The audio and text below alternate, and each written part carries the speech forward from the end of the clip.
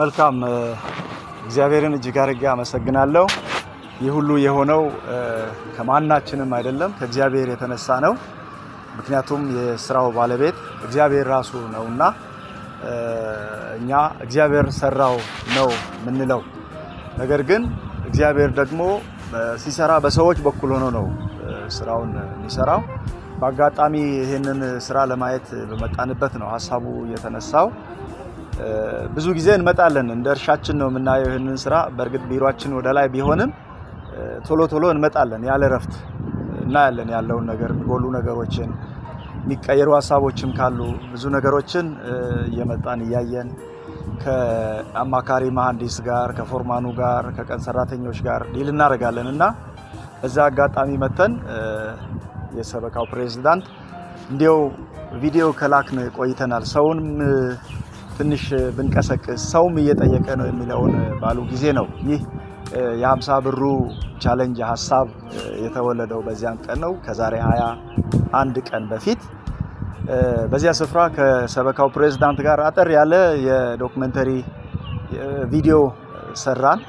ከዛ በኋላ እንግዲህስ የሰበካው ትሬዥረር ሪፖስት አደረገ ተጨማሪ ሐሳብ ሰጥቶ።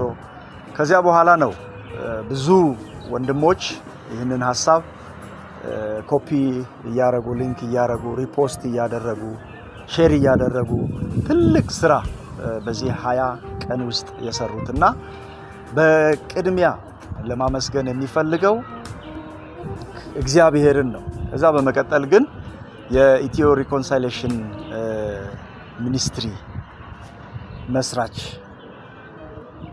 የሆነው ወንድማችን ያለው ትልቁን የምስጋና ድርሻ ከእግዚአብሔር ቀጥሎ የሚወስድ ወንድማችን ይሆናል። እግዚአብሔር አብዝቶ ይባርከው። ኢንቦክስ ምግቡ ነው። ምግብ የሚበላበት ጊዜ እንደሌለው ሁሉ ነው ማውቀው። ምክንያቱም አንድ ቀን ሌሊት 6 ሰዓት ላይ አንድ ሰው ስሊፕ ልኮልኝ ፎቶ ፈልግ የህፃን ፎቶ አለ፣ የተለቅ ያለች ሴት ፎቶ አለ፣ ባልና ሚስት ፎቶ አለ። የትኛው ይሁን ግራ ተጋባውና ስደውል ንቁ ነው። አንተ አተኛም እንደምን ሰራለህ ስል ኢንቦክስ እየበላው ነው አለ። እና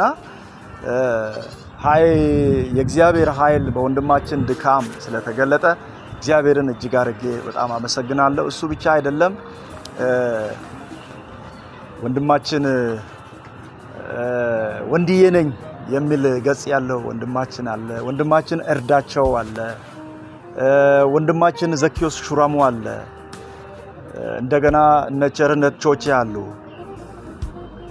ከዛ ባሻገር ደግሞ ከቢሮም እነ ወንድም መኮንን መንገሻ፣ ወንድሜ አብነት፣ ወንድሜ ውቅያኖስ፣ ወንድሜ አሸናፊ፣ የዞን መሪዎች፣ እነዚህ ሁሉ ትልቅ ሚና ሲጫወቱ ነበር እና እነዚህን ሁሉ ስማቸውን የጠራኋቸውም ያልጠራኋቸውም አሉ በጣም ትልቅ ሚና የተጫወቱትና እግዚአብሔር አብዝቶ ይባርካቸው ለማለት ወዳለሁ። ከዛ በመቀጠል ደግሞ ቻሌንጁን ከፈትን። ሰው ባይቀላቀል ዋጋ አይኖረውም ነበር እና የቻሌንጁ ድምቀት የሆኑትን 50 ብር ጠይቀን እስከ 25000 ብር የሰጡትን እስከ 5000 ብር የሰጡትን የጠየቅነውን 50 ብር የሰጡትንም ወንድሞች፣ እህቶች፣ አባቶች፣ እናቶች፣ ህፃናት እግዚአብሔር እድሜ ዘመናቸውን አብዝቶ ይባርክ፣ እግዚአብሔር ይቀድሳቸው ለማለት ወዳለሁ። በዚህ ስራ በእርግጥ የተሳተፉ ሰዎች ቁጥር ብዙ ሼር ስላለበት ትክክለኛ የሆነ ፊገሩን እስካሁን ልናገኝ አልቻልንም። ምክንያቱም ቻሌንጁን እኛ የ20 ቀን ብለን ዘግተናል። ማታ አንድ እህታችን ስሜ እዛ ሚዲያ ላይ እንድወጣ አልፈልግም ብላ 2000 ብር ላከች። አንድ እህታችን 50 ብር ላከች። አንድ እህታችን ደግሞ 200 ብር ላከች። አንድ እህታችን ደግሞ ሜሴጅ ጽፋ ቻሌንጁ የምንድነው ለየትኛው ቤተክርስቲያን ነው የሚለውን ከውጭ ሀገር ሁሉ የጠየቁበት ሁኔታ እየሰጡ ያሉበት ሁኔታ ስላለ እኛ እንደ አሰራር በወሰነው መሰረት ቀኑን ዘግተናል። ግን ይህ ስራ እስኪያልቅ ድረስ ይህ ቻሌንጅ የሚዘጋ አይሆንም። የ100 ብር ቻሌንጁን ያልተሳተፉ ሰዎች አሉ፣ የተሳተፉ አሉ። የ100ውን ያልተሳተፉ ሰዎች የ100ውን እንዲሳተፉ እንዲቀጥሉ ከራሳቸው እንዲያወጡ ወደዚህ ስራ እንዲያስገቡ እንደገና ደግሞ የ50 ብሩን ቻሌንጅ ያልተሳተፉ ብዙዎች አሉ። 500 ፕላስ ሺህ ብር ነው፣ ወደ ግማሽ ሚሊዮን በላይ ገንዘብ ነው የተሰበሰበው። ነገ እንግዲህስ እነዚህን ዊኬንዱን ጨምሮ የገባውን ነገር ፋይናንስ ክፍሉ ፋይናላይዝ አድርጎ እስከ ገልጽ ድረስ ባለፈው ሳምንት የነበረው የገቢ መጠን እንደዛ ነው። ግን በቀጣይ የተሳተፉትን ሰዎች ብዛት ኮፒ ሊንክ ሼር በማድረግ ይህንን ያጧጧፉ ወንድሞቻችን የተወሰኑ ወንድሞችን ነው የጠራሁት። ምናልባት እኔ ማላቃቸው ብዙዎች አሉ። ወንድሜ ያለው የሚያውቃቸው ከሱ ጋር ሆነው የሰሩ ብዙዎች አሉና እነዛን ሁሉ የምናመሰግንበት ስማቸውን ፖስት አድርገን የምናመሰግንበት የተሳተፈ ሰው ቁጥሩን የምንገልጽበት የገንዘቡን መጠን የምንገልጽበት ሁኔታ ይኖራልና በአጠቃላይ በዚህ ስራ የተሳተፋችሁ ደከመኝ ሰለቸኝ ሳትሉ የተሳተፋችሁትን በጣም አመሰግናለሁ። ልዩ ምስጋና ግን ያለኝ አንድ ወንድም አለኝ። ምናልባት ስሙን አላስታውስም አሁን በጣም ይቅርታ ስለ ስሙ። ጠቅላላውን ቀን ቻሌንጁን የተሳተፈ ልጅ አለ። በየቀኑ ቻሌንጁን ሲሳተፍ ነበር ይሄ ወንድማችን እና የቻሌንጃችን ድምቀት በቻሌንጃችን ውስጥ ልዩ ክስተት ሆኖ የታየ ወንድማችን ስለሆነ በእውነት እግዚአብሔር በስራው በኑሮው በትዳሩ ባለበት ቦታ ሁሉ እግዚአብሔር አብዝቶ ይባርከው። በሱ እግዚአብሔር ስለከበረ እግዚአብሔርን እጅግ አድርጌ አመሰግናለሁ። እግዚአብሔር ይቀድሰው ወንድማችን ለማለት ተፈልጋለሁ። ይሄ ነው ያለው ወንድሜ። እንግዲህ ወንድማችን እግዚአብሔር ይባርክ። እንግዲህ በመጨረሻ ማስተላለፍ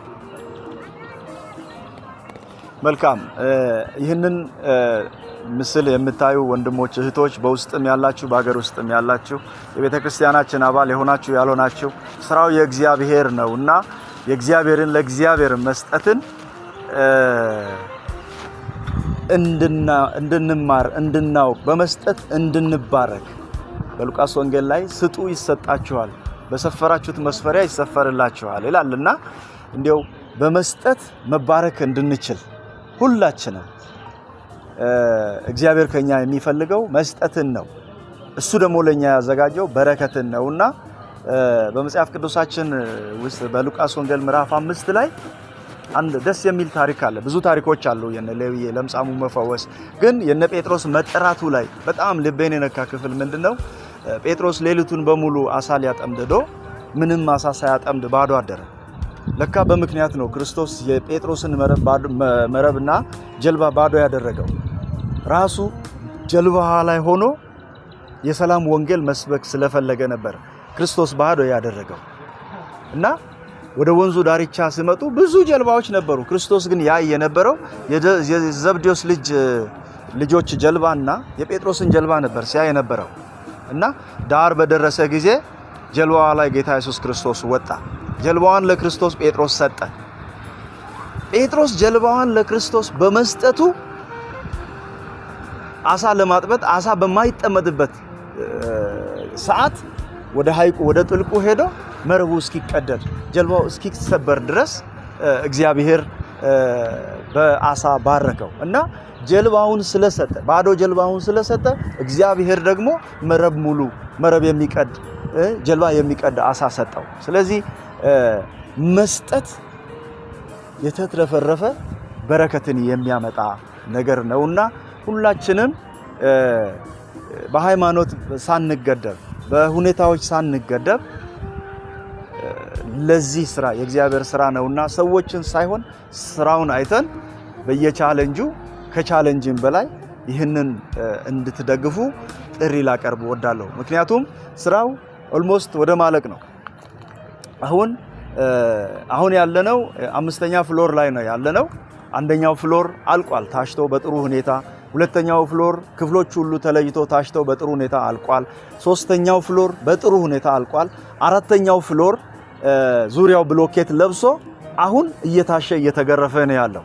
አሁን ያለንበት ፍሎር ደግሞ የመብራት ዝርጋታ ያልቅና የጣሪያውም ስራ ያልቅና የብሎኬት ስራ ይደረጋል። ዙሪያው ላይ ክፍሎች ይከፈላሉ። ከዛ በኋላ እሺት ይኖረዋል። እንግዲህ ከበር መስኮት ጀምሮ ከሸክላ ስራ ጀምሮ በውስጡ ለሚኖረው ለፈርኒቸር፣ ለመብራት ስራ፣ ለኮርኒስ ስራ፣ ለቀለም ስራ ብዙ ገንዘብ ያስፈልጋል። ስለዚህ ስራው ገና ነው። የ1 ዓመት ከ6 ወር ህንጻ ብለን ነው ቻሌንጅን የጀመርነው።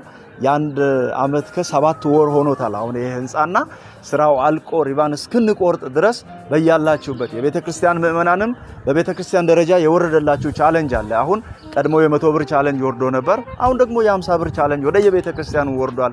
የ50 ብር ቻሌንጅ ከምእመኑ እንደገና ደግሞ ከቤተክርስቲያን ካዝና ቤተክርስቲያን ውስጥ ካሉ አደረጃጀቶች ድርም ካለ የወጣትም ዘርፍ የእናቶችም ዘርፍ የአባቶችም ዘርፍ የበጎ አድራጎትም ዘርፍ ከካዝና አውጥቶ ይህንን ስራ ዝናብና ፀሐይ እየተፈራረቀበት እድሜውን እንዳያሳጥር እንዳይጎዳው የእርዳታ እጃችሁን የልግስና እጃችሁን እንድትዘረጉና እንደ ጴጥሮስ ጀልባ ራሳችሁን ባዶ አድርጋችሁ መልሳችሁ በእግዚአብሔር እንድትባረኩ ጥሪ ላቀርብ ወዳለሁ። እግዚአብሔር ሰጪ አምላክ ነውና በመስጠት እንድትባረኩ አሳስባለሁ። አመሰግናለሁ።